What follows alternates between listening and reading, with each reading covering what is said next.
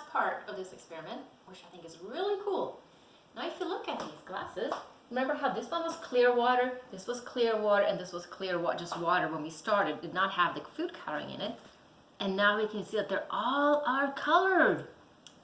So that proves that water can actually move up against gravity. And that is because water is a very, very unique molecule. And the molecules of water, they can attach themselves to each other but with hydrogen bonding. And this is really, really important because in the human body, and I have that explained also in the lab, in the human body, we have a heart, and that's a pump.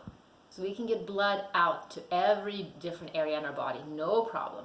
In plants, we do not have a pump. So I found a piece of celery. It's not the best, actually. If you want to do this at home, I would use cabbage, like Napa cabbage or something like that. But you can see here how they're starting to get purple inside. It's not very clear because it's pretty saturated already with water. But if you dried it out a little bit first, or like I said, if you put in a cabbage leaf, it's going to be much better. So that will show you that in a plant, the water is going to move up. So if you want to do this, repeat at home, use cabbage. It works much better. I just didn't have any cabbage. I just found some celery.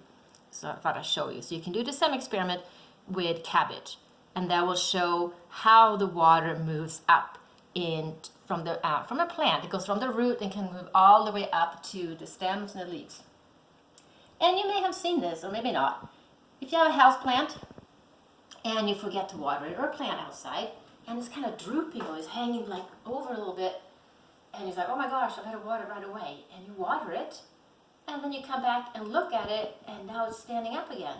And that's because the water molecules have now moved back in.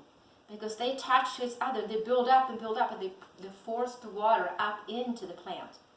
So that's one reason this is such an important property of water.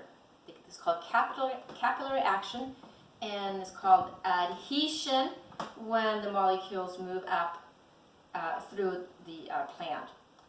If you ever have, probably haven't because you guys are young, but also this is another way you can look at this is if you go and have a blood sample, when they stick your finger and they're going to take a little blood from you, they use a little capillary, which is a really, really thin piece of glass. And your parents may know that. They can explain it to you maybe if they have it down. So all you do is you poke your finger and you have a little drop of blood, and all you do is put the little capillary tube on top of your finger, and there's no pump. It just goes up by itself because blood has mostly water in it. It's the same thing. It's just going to make the level of blood rise in that little capillary tube. And that's how you can get blood out when you're taking a blood sample, like when you're checking for like iron levels. So that concludes this experiment. It's pretty cool. And you can, like I said, you can do it with, if you have more colors, you can make this huge. I've seen some places where they put in a ring too. So you can play around with this if you like at home. I think it's very nice and colorful. And I will teach you some of the properties about water. And of course, we can have this going longer. If this, now we have pink in here, but then soon here, the green is going to come. It kind of looks like blue here. It's supposed to be green, I think, but it looks more bluish. It's supposed to be blue. It's supposed to be green. But anyway, so that will come in here. If you wait longer, then that will mix with the pink and change the color. And here too, the green will come in with the yellow and change color. And then we're going to have the orange and the purple. They're going to start mixing together. So if you let this go longer, you'll have some more color changes in it. So I think it's pretty cool. So that is the end of what I call my water experiment. All right, we'll see you guys later.